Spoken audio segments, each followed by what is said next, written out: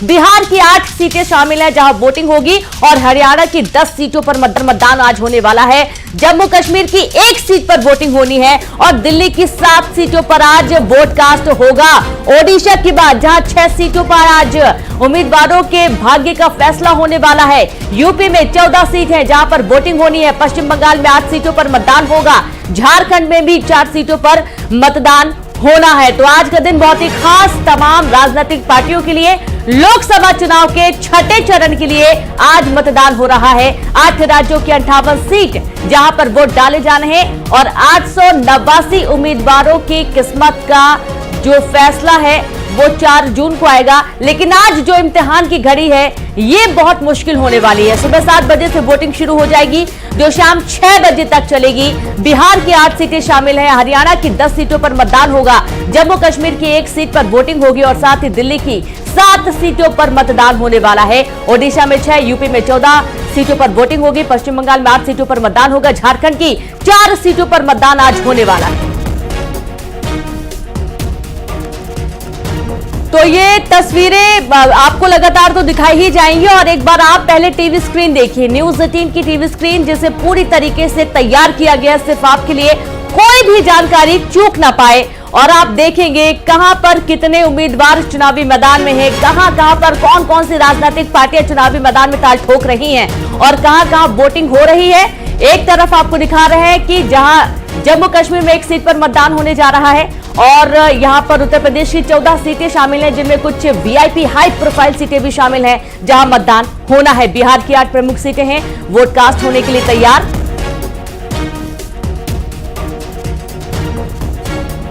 और साथ ही हमारे साथ इलेक्शन न्यूज सेंटर से अंशिका भी जुड़ गई हैं। अंशिका, आज का दिन बहुत ही खास उन तमाम राजनीतिक पार्टियों के लिए जिनकी आज साख और प्रतिष्ठा का सवाल भी, क्योंकि 7 बजे से मतदान शुरू होने वाला है और 6 बजे तक ही वोटिंग होने वाली है। अंशिका, बहुत ज्यादा अहम हो जाता है रीनू ये चरण, क्योंकि लोकसभा चुनाव का ये 6वां चरण है। एक चरण और बच रहा है जो कि 1 जून को होगा। 8 राज्यों की आज 58 सीटों पर वोट डाले जाएंगे और कुल 800 से भी ज्यादा उम्मीदवार ऐसे हैं जिनकी साख दांव पर लगेगी। ये वो उम्मीदवार है जो पहले 2 बार के चुनाव में अपनी किस्मत आजमा चुके हैं और अब वो हैट्रिक लगाएंगे या उनके साथ कड़ा मुकाबला विपक्षी देते हुए नजर आएंगे, ये देखने वाली बात होगी। लेकिन सुबह 7 बजे से वोटिंग शुरू होगी, इंतजार अभी बाकी है और 6 बजे तक शाम वोटिंग का सिलसिला देखने को मिलेगा।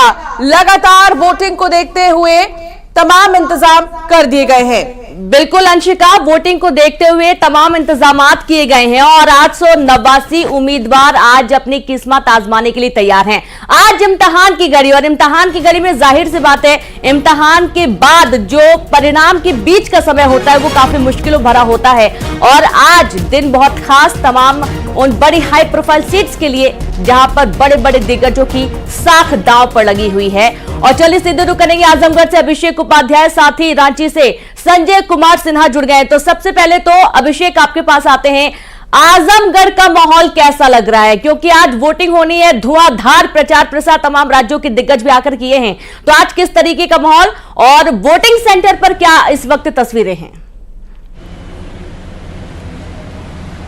जी रेनू, यकीनन आपको बताना चाहेंगे आज देश के लोकतंत्र का महापर्व है और आजमगढ़ जो समाजवादी पार्टी का गढ़ माना जाता है और 2022 के लोकसभा उपचुनाव में यहाँ पर समाजवादी पार्टी को रारी हार मिली थी, जिसके बाद समाजवादी पार्टी ने सबक लिया और अपने गुड़ागणित को सेट करके अपने जो राष्ट्रीय अध्यक्ष अखिलेश यादव होते हैं वो अपने भाई धर्मेंद्र यादव को यहाँ से मैदान में उतार